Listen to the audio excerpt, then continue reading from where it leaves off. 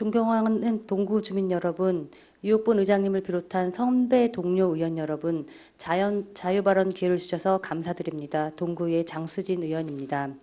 오늘 본 의원은 의정 자유발언의 중요성과 의정 자유발언 정책 형성 기능 활성화를 위한 제안을 하고자 이 자리에 섰습니다. 시대의 변화에 따른 의정 자유발언의 역할을 새롭게 인식하고 실효성을 확보하여 의회의 정책 형성 기능을 활성화해야 한다는 것입니다. 의정 자유발언의 제도의 배경, 문제점, 대책 등을 조목조목 짚어가면서 말씀드리겠습니다. 의정 자유발언의 본래 명칭은 5분 자유발언입니다. 국회 용어 해설에 의하면 제14대 국회는 국회의원의 발언 기회를 확대한다는 취지에서 미국과 캐나다 의회에서 실시하고 있는 1분 자유 발언 제도에 착안해 4분 자유 발언을 도입했고 제15대 국회에서 5분으로 늘렸습니다. 이후 이를 지방의회에 그대로 적용하였기 때문에 대부분 지방의회는 5분 자유 발언이라고 부릅니다.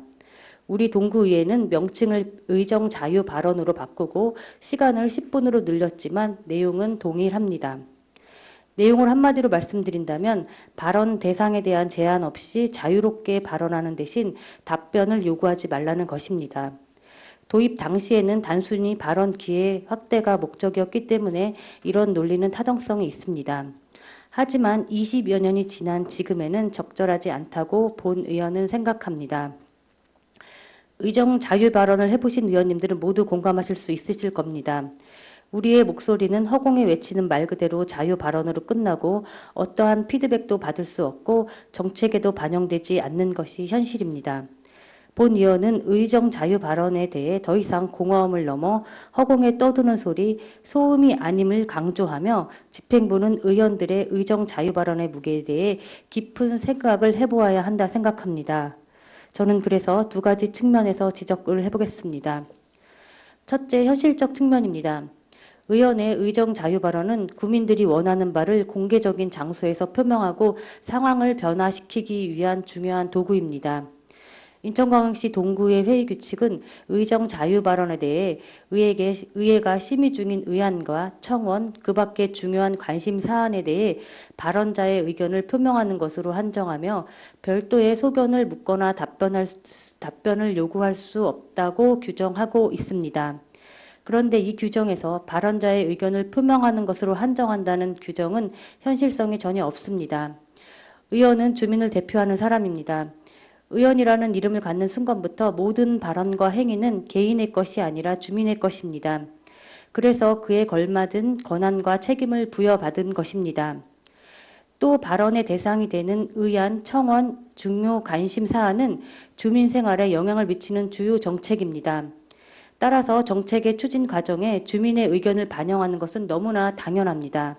그 일을 대의기관인 의원이 하는 것입니다.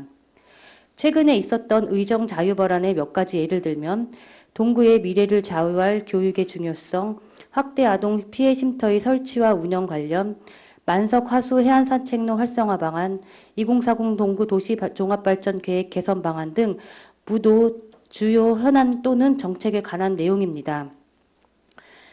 이런 주제를 다루기 위해 집행부의 입장을 파악하고 주민들의 생각도 듣습니다.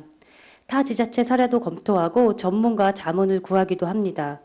그런 과정을 통해 문제점을 파악하고 개선 방안도 고민합니다. 본 의원뿐 아니라 모든 의원들도 마찬가지일 것입니다.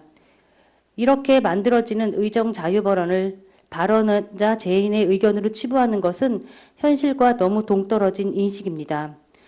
의정 자유 발언을 통한 정책 제안 또는 건의 사항에 대하여 집행부는 최소한의 관심이라도 있으면 발언한 의원과의 대화와 소통을 통해 국민에게 다시 전달될 수 있도록 정책을 펼쳐야 합니다. 둘째, 기능적 측면입니다. 지방의회의 기능은 크게 의결권, 행정감사권, 의견 제출권으로 나눕니다. 의결권은 예산 심의 및 결산 승인, 조례의 재개정 등으로 정책 결정의 역할을 합니다. 행정감사권은 행정사무감사와 행정사무조사 등을 통해 정책평가 역할을 합니다. 그리고 의견 제출권은 구정질문, 의정자유발언, 결의, 건의 등을 통해서 정책 형성의 역할을 합니다. 전문가들이 의정 자유 발언을 의견 제출권을 하나로 분류한다는 것은 의정 자유 발언이 정책 형성의 한 수단으로 자리매김했다는 것을 의미합니다. 한편으로는 의정 자유 발언이 시급한 사안이나 이슈를 신속하게 다룰 수 있다는 점에서 더 효과적으로 할 수도 있을 것 같습니다. 이런 사실은 의정 자유 발언 현황을 보면 쉽게 알 수 있습니다. 제8대 의회에서 23건이었던 의정 자유 발언이 9대 의회에서는 올해 5월 21일 현재 28건입니다. 9대 의회가 절반밖에 지나지 않았다는 사실을 감안하면 2배 이상 증가한 것입니다. 이렇게 의정 자유 발언의 역할이 켜지면서 그 실효성을 담보하기 위한 노력, 즉 의정 자유 발언에 대한 집행부의 답변을 의무화하는 움직임이 점차 확산되고 있습니다.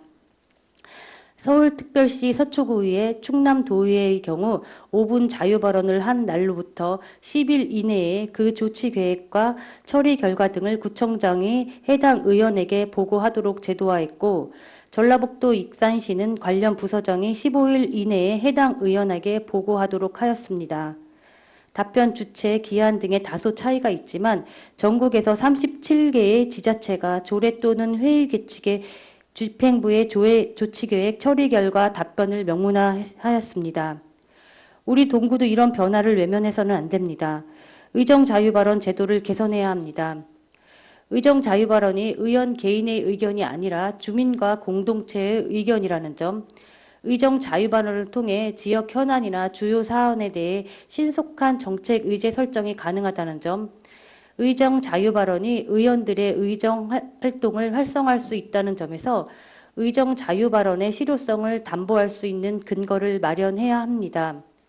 이에 보인 의원은 인천광역시 동구의 회의 규칙을 개정하여 의정 자유 발언에 대한 집행부의 답변과 조치를 명분화할 것을 제안합니다.